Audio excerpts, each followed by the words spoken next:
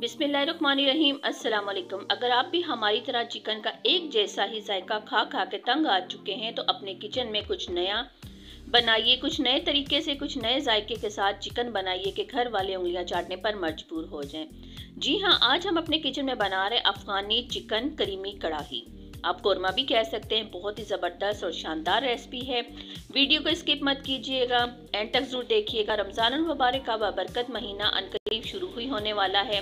हर घर में अफ्तार पार्टी दी जाती है, तो आप अपने घर की अफ्तार पार्टी के मेन्यू में करीमी अफगानी चिकन कढ़ाई या कोरमा ज़रूर बनाइएगा और फैमिली वालों को सर्व कीजिएगा।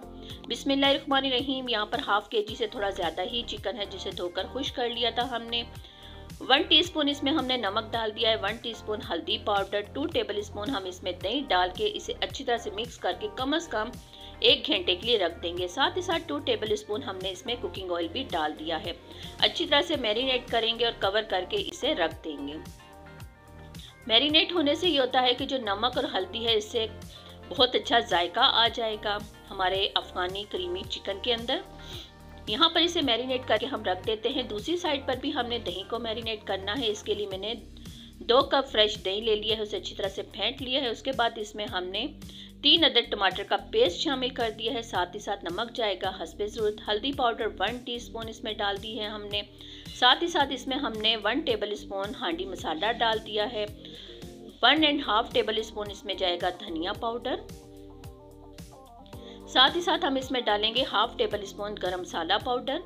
कसूरी मेथी लाजमी डालिएगा, इससे बहुत अच्छा टेस्ट आएगा आपके अफगानी चिकन करीमी कढ़ाई में। अब इसे अच्छी तरह से मिक्स करेंगे हम। मिक्स करने के बाद इसे भी हम कवर करके थोड़ी देर के लिए रख देंगे। अच्छी तरह से मिक्स कर लीजिए इसे भी, ताकि तमाम मसाले दही के साथ यकजा हो जाएं। साथ ही साथ मेन इंग्रेडिएंट जो इस डिश का है वो है क्रीम।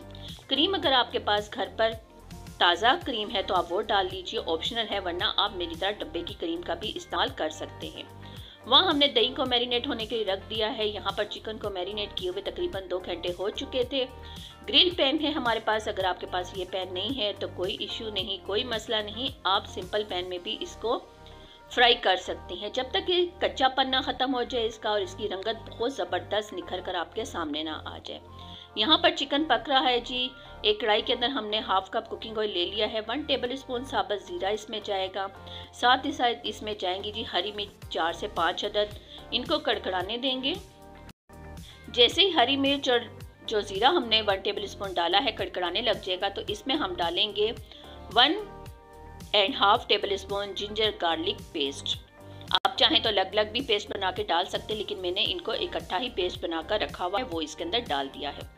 जब अच्छी तरह से लहसुन अदरक का कच्चापन ख़त्म हो जाएगा, तो जो हमने जी इसमें मैरिनेट दही में तमाम मसाले और क्रीम को मैरिनेट करके रखा हुआ था, वो हम इसके अंदर डाल देंगे। डालने के बाद इसे अच्छी तरह से हम पकाएंगे कि दही का पानी भी खुश्क हो जाए और तमाम मसाले अच्छी तरह से पक जाएं। यहाँ देखिए अल्हम्दुलिल्लाह से जो चिकन मैरिनेट किया हुआ था चंद मसालों के साथ, यानी नमक और हल्दी और दही के साथ, वो भी अच्छी तरह से पक चुका है। यहाँ पर मसाला भी परफेक्ट हमारा रेडी हो चुका है। अब चिकन रेडी है, मसाले के अंदर जाने के लिए बेताब है, तो क्यों ना अब चिकन को हम ग्रेवी के अंदर डाल देते हैं। ग्रेवी भी देखिए आप कितनी ज़बरदस्त दानेदार रेडी हो चुकी है। अब इसमें हम चिकन को डाल देते हैं। चिकन परफेक्ट रेडी हो चुका है। चिकन डालने के बाद 3 से 4 मिनट तक हाई फ्लेम पर इसे अच्छी तरह से पकाएंगे। अगर आप पानी डालकर थोड़ा सा मज़ीद शोरबा रखना चाहते हैं तो रख सकते हैं, लेकिन हम यहाँ पर पानी का इस्तेमाल नहीं करने वाले। गर्मा गर्म नान और चटनी के साथ और सलाद के साथ इसे सर्व करेंगे। यहाँ पर जी फ्रेश धनिया थोड़ा सा हमने कटिंग करके डाल दिया है।